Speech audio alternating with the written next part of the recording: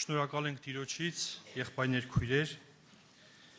իր արած բոլոր ողորմությունների համար։ Եվ մենք տեսնում ենք, որ աղոթք է լինում, եղբայրներ, քույրերն աղոթում են, եւ տա Աստված Սուրբ Հոգին շարունակի իր աշխատանքը եւ մեզ բերի ճշմարիտ աստվածպաշտության, որպեսզի մեր կյանքի պտուղները նաեւ նրան փառավորեն։ Ես ուզում եմ մի քանի համարներ ասել, խոսել հավատարմության մասին, եւ Սուրբ գրքում շատ համարներ կա, որտեղ այդ թեման շոշափված է եւ մեր կողմից դա անտեսելը ճիշտ չի լինի, որովհետեւ երբ որ հավատքի մասին խոսքը մեզ բացվում է եւ մենք մասնակցում ենք Տիրոջ սեղանին, Տիրոջ խնջույքին, այդ կերակուրը, այդ խոսքը պետք է իր գործը անի։ Եվ մեր կյանքում դա պիտի անպայման երևա։ Ճիշտ է, դժվար է որոշելը մարդկային տեսանկյունից, թե ինչ է հավատարմությունը, բայց Սուրբ Գիրքը համարներ ունի, որտեղից մենք կարող ենք ճիշտ հասկանալ, թե ինչ ի նկատի ունի Աստված, երբ որ ասում է հավատարիմ եղիր միջև ի մահ եւ կյանքի պսակը կառնես։ Մարտին Լյութերն ասում էր, ավետարանը հնարավոր չի ամբողջությամբ քարոզել եւ չնեղացնել կամ շփոթություն չբերել մարդկանց մեջ, որովհետեւ երբ որ ավետարանը եթե քարոզվում է այն միակողմանի, այն բոլորին հարմար է լինում։ Եվ վերջի ժամանակներում գրված է Սուրբ գրքում, մարդիկ կլինեն, ովքեր իրենց սրտի համեմատ վարդապետներ կդիզեն, բայց Սուրբ Գիրքն ասում է, որ ավետարանը, ինչպես Պողոս առաքյալն է ասում, պետք է քարոզել Աստծո բոլոր կամքը, որպեսզի մենք հանգարցակի ոչ մի ծայրահեղության մեջ չընկնենք։ Գրված է Տիմոթեոսի մեջ, 2 Տիմոթեոս 4:7 համար։ 2 Տիմոթեոս 4:7 համար. Պատերազմս պատերազմեցի, ընթացքս կատարեցի, հավատքս պահեցի։ Մեզ պետք է այս երեքն էլ ասել։ Մենք հիմա պատերազմում ենք եւ ընթացքի մեջ ենք, բայց պետք է նաեւ կարողանանք ասել հավատքս պահեցի։ Այն հավատքի խոսքը, որ այս օրերում հայտնվում է, որը ավելի խորը հայտնվելու է վաղը, դա պետք է պահել միջև իմա։ Եբրայեցիս 12:2 Հիսուսին նայենք, մեր հավատքի առաջնորդին եւ կատարողին։ Ինձ համար հետաքրքիր հատված է սա, Հիսուսին նայեք, նա մեր հավատքի կատարողն է։ Եթե մենք խոսում ենք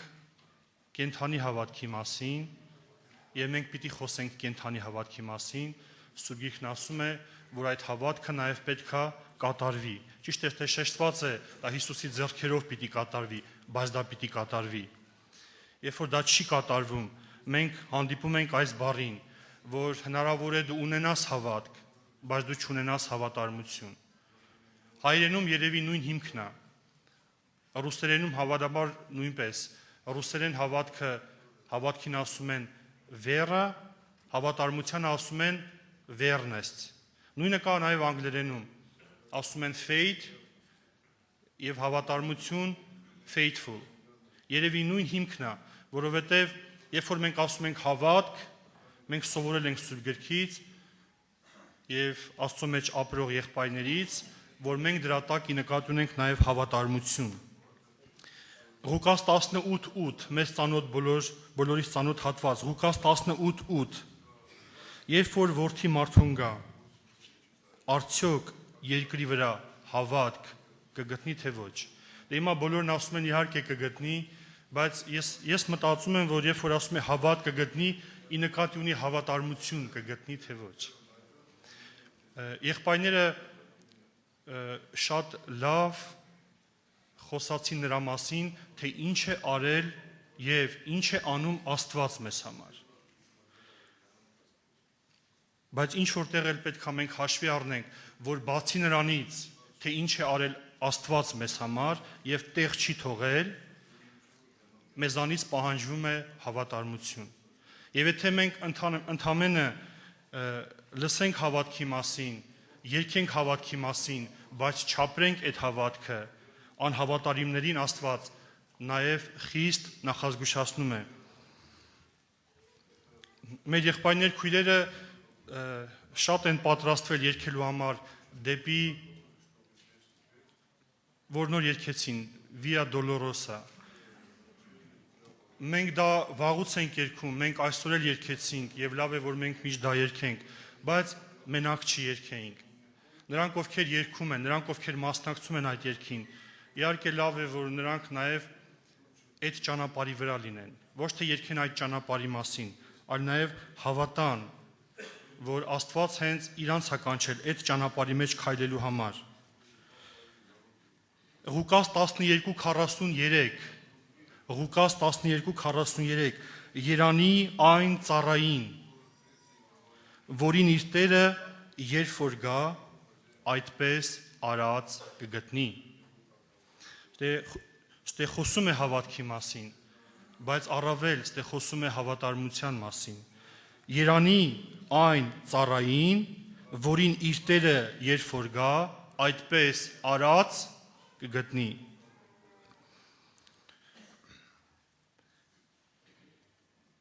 Մի քանի օրինակներ Սուրբ գրքից հավատարիմ մարդկանց մասին։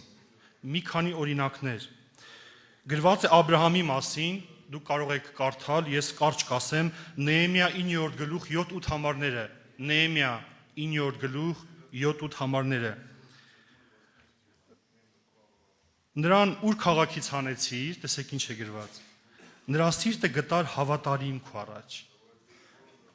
եւ նրա հետ ուխտ կապեցիր։ Նրան ուր քաղաքից հանեցիր եւ նրա սիրտը ճիշտ է գրված է որ Աբրահամը հավատքի հայր է, բայց նաեւ Աբրահամը հավատարմության հայր է, որտեղ այդ հավատքը իր կյանքում բերեց ինչ հավատարմություն։ Բոլոր նրանք ովքեր հավատարիմ են, նրանք հավատք ունեն, բայց դեռ չի նշանակում ովքեր հավատք ունեն, նրանք հավատարիմ են։ Դրա համար առանց հավատքի հնարավոր չէ, բայց հավատքը առանց գործերի մեռած է, ինչպես գրված է Հակոբոսի մեջ։ Մովսեսի համար գրված է Թվոց 12:3-8, Թվոց 12:3-8։ Իմ ծառա Մովսեսի հետ ես խոսում եմ դեմարդեմ, որը իմ ամբողջ տան մեջ իմ հավատարիմ մարդն է։ Մենք գիտենք, որ Մովսեսը հավատք ուներ, եւ Մովսեսը անմնացորդ հավատք ուներ, բայց Մովսեսի հավատքը Աստված որակեց հավատարմություն, որովհետեւ ոչ բոլոր մարդիկ են հավատքով սկսում եւ հավատքով վերջանում։ Օրինակի համար Սավուղը եւ շատ սուրբգրային հերոսներ, նրանք հավատքով սկսել են, բայց նրանք հավատարմությամբ չեն վերջացրել։ Մենք հավատքով սկսել ենք, մենք հավատքով գնում ենք, բայց մեզ պետք է հավատքը միջև վերջ պահել։ Շատ լավ բան է գրված Սադոկի քահանաների մասին, որդիների մասին։ Եզեկիել 48:11, Եզեկիել 48:11, որոնք Տիրոջ տան պահպանությունը պահեցին, եւ երբ Իսրայելը մոլորվեցավ, անոնք չմոլորվեցան, ինչպես մոլորվեցան Ղևտացիները։ Այսինքն ժամանակ եկավ Իսրայելի մեջ մոլորություն մտավ, բայց կային մի քանի մարդիկ, կային քահանաներ,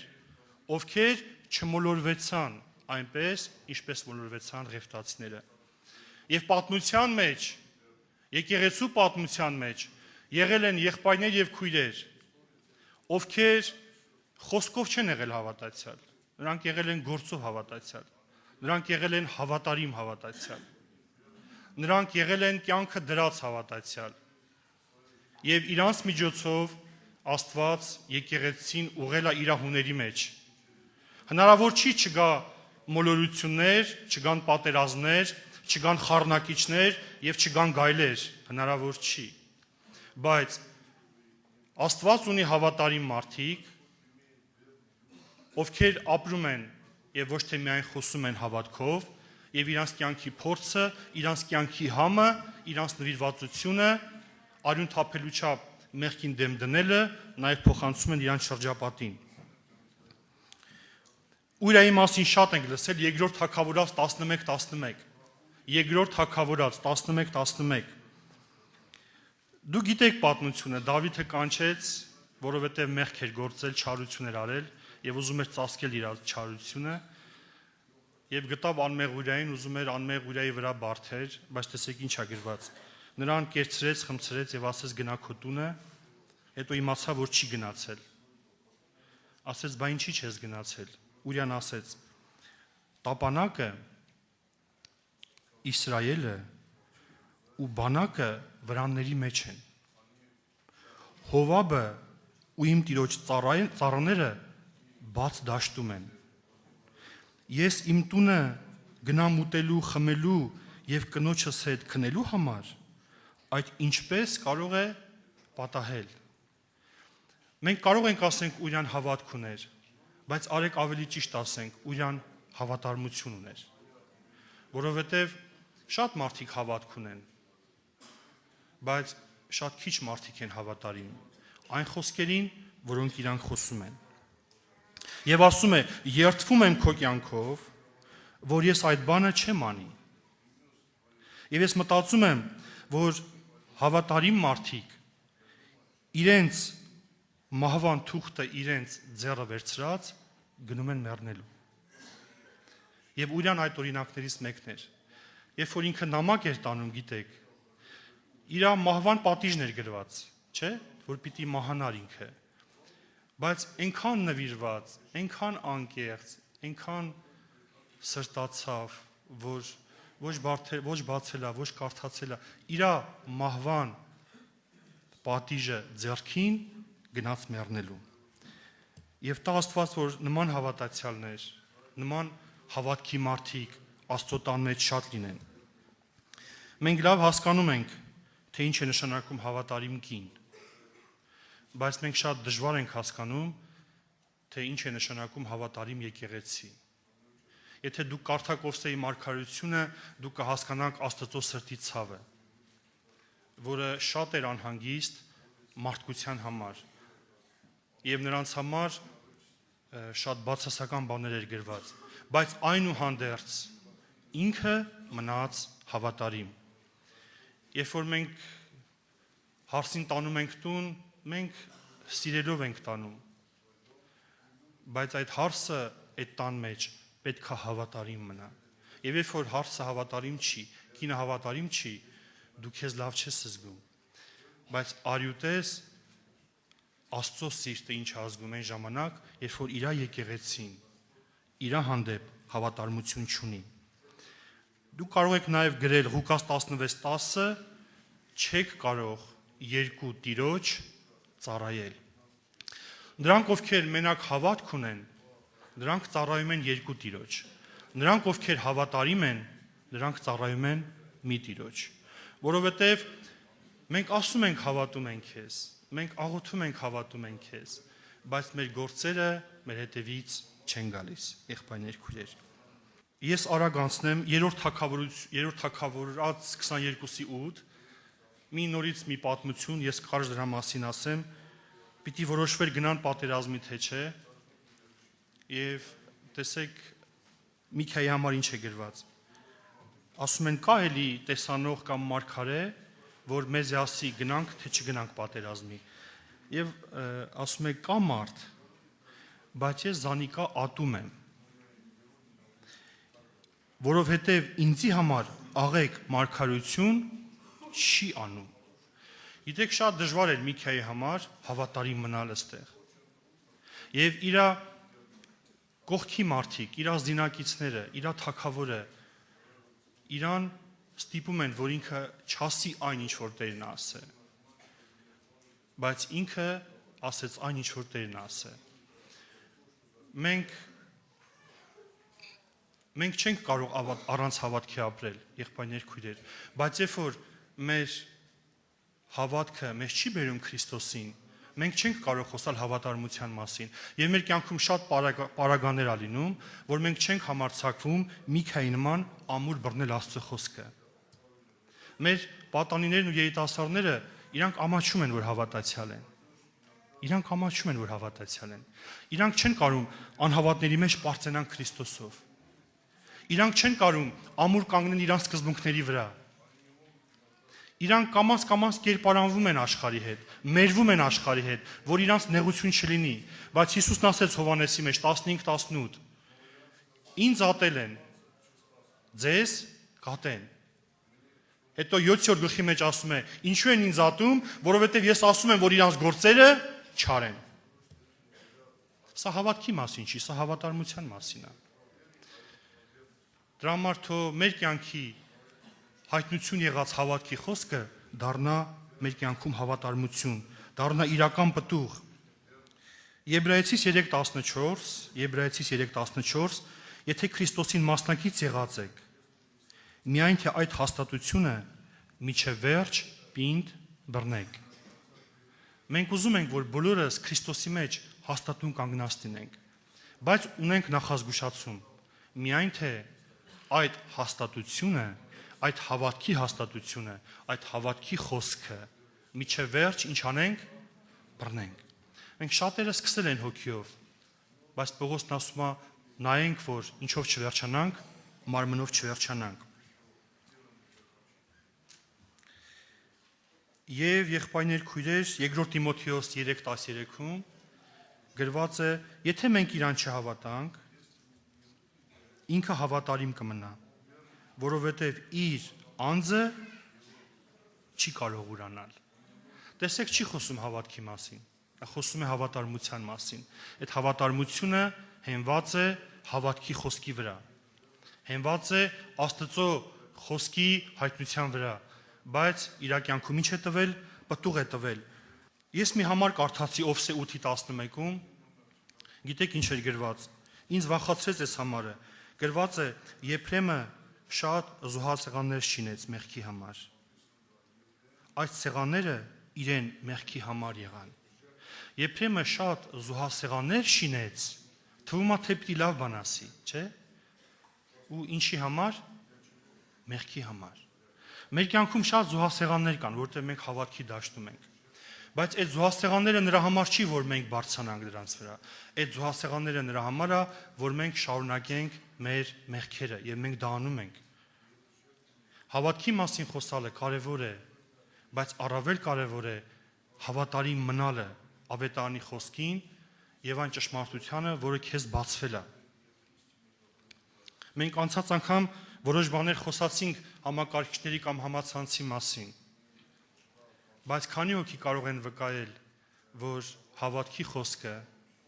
ճշմարտության խոսքը իրանց ազատ է արել մեղքից եւ պղծությունից։ Իսկ քանիսը կվկայեն, որ իրանք ավելի խորացել են մեղքի մեջ, ավելի ընկել են կապանքների մեջ եւ էլ ազատվելու ելքը չեն տեսնում։ Թող ոչ մեկ չկասկածի, որ Աստված ամենակարող է, Աստված փառավոր է, Աստված հզոր է, Աստծո խոսքը քանդում է, ավերում է, շինում է, կառուցում է, թող ոչ մեկ չկասկածի, բայց Աստված դա ամեն մարդու կյանքում չի անում։ Աստված ինքը Քրիստոսը գրված է մեղքի պաշտոնյա չի։ Երբ որ դու մեղքի խավարի մեջ ես ապրում եւ սիրում ես այդ ցեխի մեջ ապրելը,